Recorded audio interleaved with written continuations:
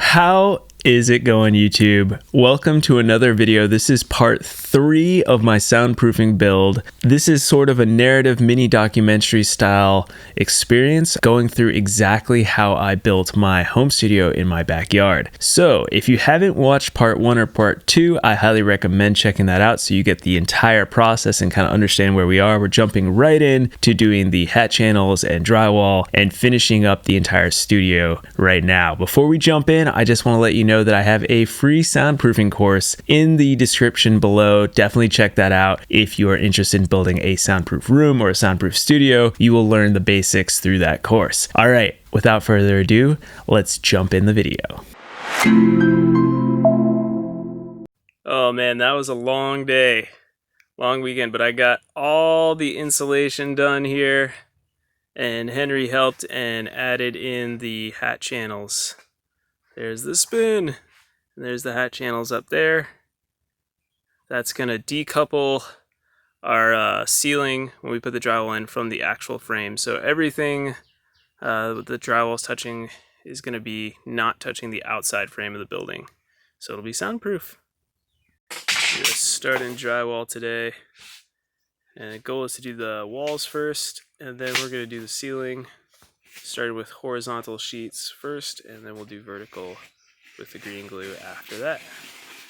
All right, so we are on a big day here. I've been looking forward to this day for so long. We finished all the first layer of drywall. You hang this just like you would normal drywall. So we just put everything horizontally except for some places where we just needed to fill in, strange looking areas like right there. So it was vertical. We did the ceiling vertically, but you could do it horizontally. We ended up cutting the pieces in half because it was so freaking heavy and we didn't have a drywall lift. So because this is the first layer, we won't need to tape and mud it, but the second layer, we're probably gonna do the same thing just because it's so heavy. If you have 3 people, I would recommend that too, or use that lift. We went all the way to the floor. I know it said to shim it in the directions, but we didn't. So if you put a 1/4 shim and apply acoustic caulk, that could be helpful, but honestly, we have a slab, so I'm not too worried about sound transmission from the floor up into the walls. But that might be a good idea. And then what we're about to do is we're gonna start our green glue application today and the second layer. So this is exciting. So I got a bucket of water ready to go right here for cleanup. And I'm gonna get everything set up here in a second to start opening this bucket. And we're gonna start applying green glue and laying our second layer. Follow along here. Man, I am exhausted. And I still got maybe another 45 minutes, but we finished the 2 layers of drywall today.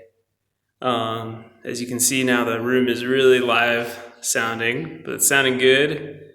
I probably look like a crazy person. Drywall is rough.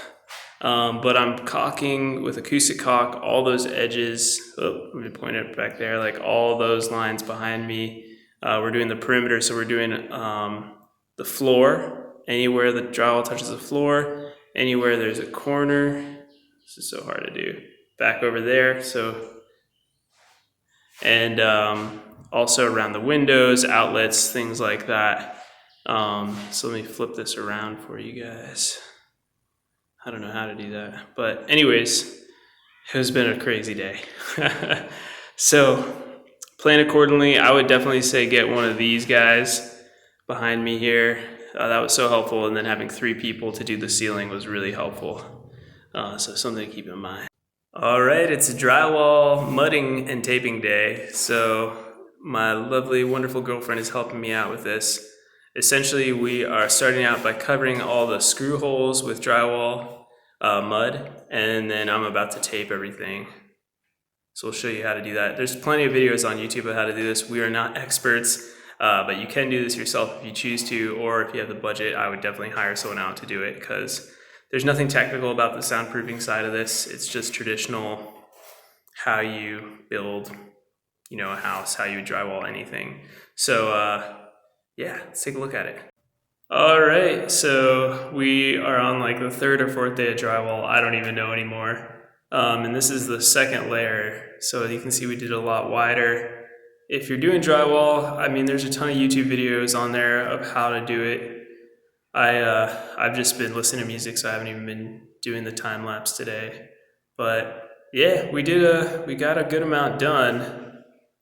I would definitely say if you're doing drywall, get as many people as you can to help you. Like 2 to 3 would be perfect, because otherwise it's really hard to get a space like this done in a day, especially if I'm slow as a turtle, man. Like, I'm so slow at construction. So I've been learning that hiring professionals, there's a reason you do it. But keeping costs down, so that's the trade-off there. But tomorrow we gotta sand this a little bit, and then put the third coat on, and we're probably gonna spend Monday. So today's Saturday, Sunday, and then Monday still doing drywall. So it's a process. All right, I'm actually pretty excited about today. We're gonna do the third coat. First, I have to sand everything down. So I'm just going through, and here's our second coat here. And there's just some rough spots, so I'm gonna have to sand some of that down and do as quick a sanding as I can, and then we'll put a third coat on. That'll be the final, ideally smooth finish. If you can hire a drywall team, I highly recommend it, because this is taking tons and tons of time. I think it's about like 5 or 6 days of drywall at this point. It's just time consuming. That's just the way it is. I got a little box fan today. Always wear respirator and glasses if you can with drywall dust. It's nasty stuff. So yeah, getting it moving on. I'm excited to have the drywall done and be on the other side of it. Well, today I put on the primer, and it's starting to look like a real room now. It's pretty incredible. We just did 1 layer of primer, nothing too fancy here, after about, God, I want to say 5 or 6 days of drywall total. It was intense. Once again, I just can't recommend that you hire out the drywall. I can't recommend enough that you hire that out. It was rough. I'm sure I saved, $4,000 or maybe $2,000 or something. So in that way, it was worth it. But yep, there's the primer. Little mini split wrapped up until we're done with all the painting, and it's starting to come together. It's incredible. It's looking good. So here's our final window here. We got the trim around it, and it's looking kind of nice. Got this fabric there with the insulation underneath it. We decided to do a cross beam just on the 2 tops. On the bottom, you can see it's not the most beautiful thing, so we just thought this would look nicer. And yes, we did attach our 2 walls, which is, I hope it doesn't destroy our soundproofing, but figured it's just one little finishing nail, but maybe it will, who knows? But it sure looks better. And then we're about to attach our window here using, let's just get this lighting better, using some roofing tape. So we're just gonna pull this off, stick the window to that, and then we're gonna use acoustic caulk to seal around the window, and then put trim on top. And that's how we're gonna do our windows. All right, so we took the sticky tape off, and now sticking the glass. Make sure you clean both sides of your glass, the inside one and the inside of this one. Otherwise, it's gonna be dirty forever. All right. So we've placed a faux beam up top into our IB3 clips, and this will then touch the drywall. The only thing touching the actual structure are those clips, and it's just like a faux hanging beam. It's gonna be pretty nice looking. It's gonna be big. Yeah, so we're gonna attach the 2 layers of the outside now, and we're gonna use green glue in between, just as if we were doing drywall. So here's our board that's gonna go up top. We got a 30-degree angle so that it is flush with the ceiling.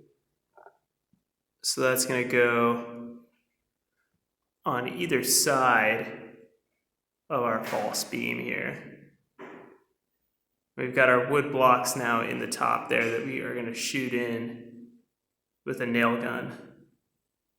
So that's how we're gonna attach it. So this is the last of the green glue here that we're going to do on this project, hopefully. And we're just doing it like we did the drywall. We're using finishing nails. The beam looks awesome, and then we're just going to stain it. And that's the last piece that goes in right there. Alright, so today is flooring day. This is so exciting. We finished all the painting. It wasn't so hard. The painting was actually really easy compared to the drywall. Flooring is looking super easy. We got this nice hardwood floor at Home Depot. It was about a little over, I think, $2 a square foot, so not too bad price-wise. And basically, we've laid down an underlayment, this red thing, and then these just click together so we don't use any glue or anything like that. And I can just show you guys briefly how this works. Each floor may be different, whatever you want to put in, it's up to you. I chose engineered hardwood. I knew I wanted wood for the sound of the room, and this is cheaper than and easier than laying a whole subfloor and having to tack in every single piece of wood. So this is, I just click it in, there's no glue. It's super fast and easy and kind of fun.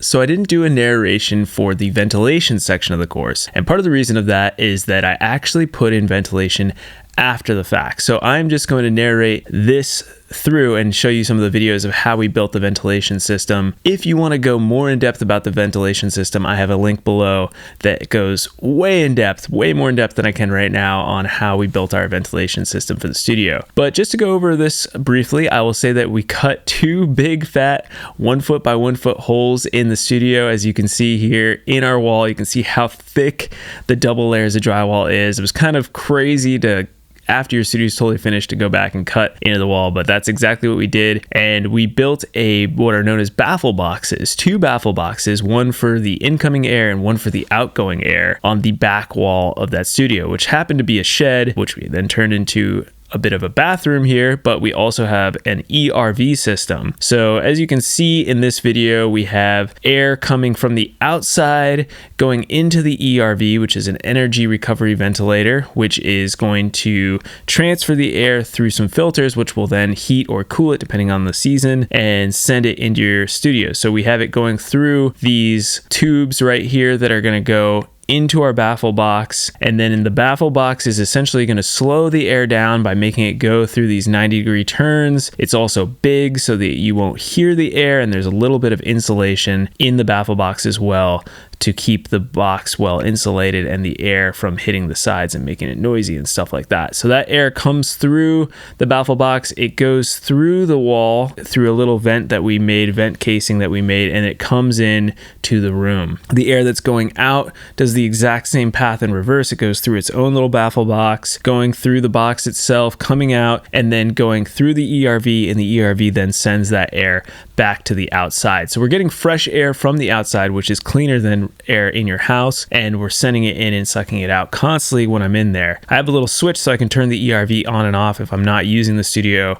There's no use really running the ERV, so I just turn it off. When I come in the mornings, I switch it on. Can't hear a thing. I honestly think the studio is even more soundproof now that we have that double layer drywall around the ventilation boxes. So like I said, this is a quick little video overview. I just wanted to give you guys the idea of how we did this. These videos are meant to show you, give you a gist. You know, I can only teach you so much in these YouTube videos, but now you have a process. If you watched all 3 parts of this mini documentary series, you've seen it all. So thanks again for watching this. Comment below if you have questions. I love answering questions about this, and I just want to help you guys build an incredible soundproof studio for yourself. Again, check out that free soundproofing course if you want to take a step further, get a better understanding of how to soundproof a room or a studio, and I will see you every Monday. Like, subscribe. Thank you so much for watching.